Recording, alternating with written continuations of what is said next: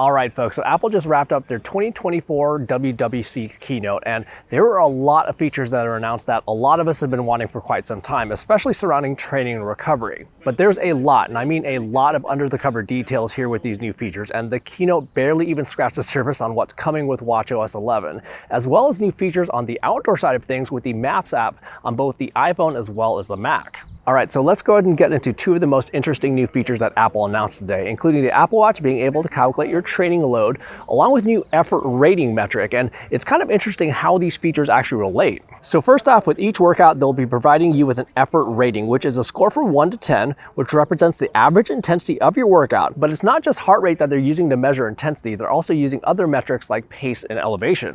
And your effort rating will be automatically calculated based on the information that your Apple Watch is collecting for 17 different workout types that are more cardio-based. But you can actually adjust your effort rating after your workout in the case that you actually felt your workout was easier or harder than what your Apple Watch thought it was. And like I was saying, your effort rating will be automatically calculated for the 17 different workout types that are more cardio-based. But you can go ahead and enter your effort rating manually for other workout types that may not be cardio-based, like let's say strength training. And along with that, they're also introducing training load, which represents the intensity and duration of workouts. So this combines your effort score, which is the intensity of your workout, and then also factors in duration. So what exactly is the difference between training load and effort score then? So let's say you had a super intense but shorter workout, which would likely give you a high effort rating, but then you could have a longer workout at a lower intensity, which would give you a lower effort rating. But here's where with Apple's training load, if you factor in duration, you could actually have the same training load for both those workouts. But it is basically designed to give you a metric to understand the strain of your body from workouts and how they trend over time, where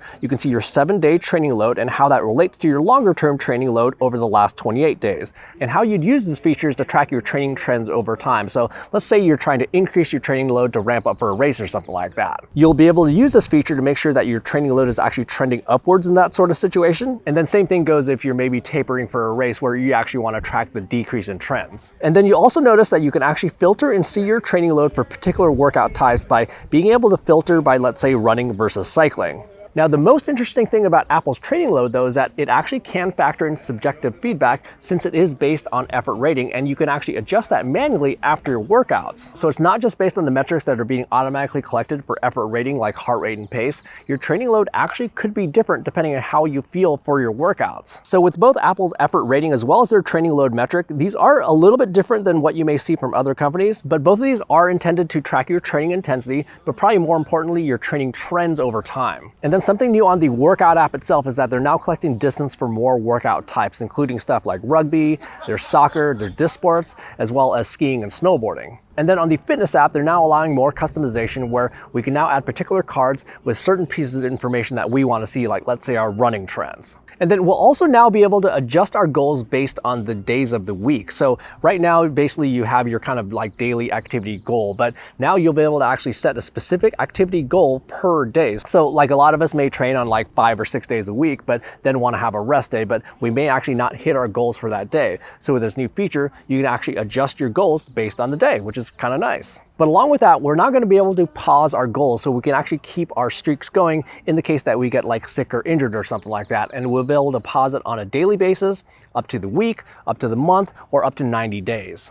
And then there's also a new Vitals app, which really focuses on sleep, which allows you to get a bigger picture of your health by tracking multiple health metrics like your heart rate, respiratory rate, wrist temperature, sleep duration, as well as blood oxygen saturation levels. And if any of your metrics are off, you'll see that it's out of range in the app. And if 2 or more vitals are out of range, you'll actually get an alert. And then you can tap on those particular vitals to see what may be contributing to them being off. So let's say you drank a little bit more than usual last night, or maybe you're like sleeping at elevation or something like that. Now, they aren't currently tracking HRV though in the Vitals app, which I think could be particularly useful for a lot of us who do like to track our recovery based on that metric. And then for women's health tracking, they're also adding features related to pregnancy tracking, where they'll be providing your gestational age for pregnancy. And then they're also introducing live activities for the Apple Watch. So this is kind of like flipping around the live activity view that they've had for the workout app, where you can see your cycling workout metrics on your iPhone. Now you get live activity notifications on your Apple Watch from your iPhone, like you could get updated and notified when one of your friends just got done with a late night run.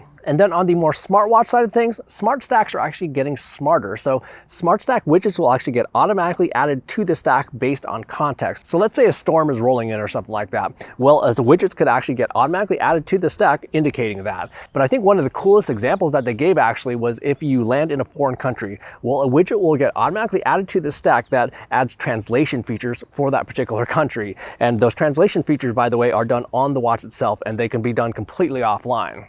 And then yet another new feature coming to Apple Watch is the check-in feature, which was previously introduced with the iPhone, where you'll now be able to send and receive check-ins from the watch itself. But now let's talk about enhancements to maps, and this is really exciting here, folks, and I don't think they even covered this in the keynote. So you're now going to be able to have true offline maps on your Apple Watch without your phone nearby. So when they first introduced offline maps, well, you actually still had to have your iPhone with you. But now you can have the maps on your watch without your phone or a cell signal. So this is super, super exciting. But another thing that really wasn't covered in the keynote is that there's now going to be custom routes. And custom routes are going to be first introduced with pedestrian activities like hiking, running, and walking. And you'll be able to create these custom routes in the Maps app on your iPhone, your iPad, or the Mac. And these will also give you turn-by-turn directions for those custom routes. And probably one of the coolest things about this feature is that when you do create a custom route on your iPhone or your iPad, the offline maps will just get automatically downloaded to your watch for that particular route.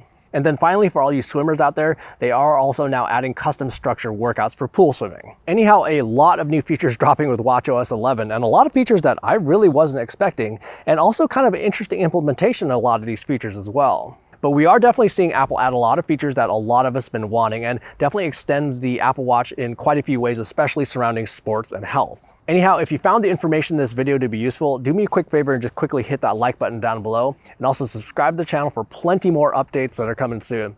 In the meantime, go have fun out there, and we will see you in the next video.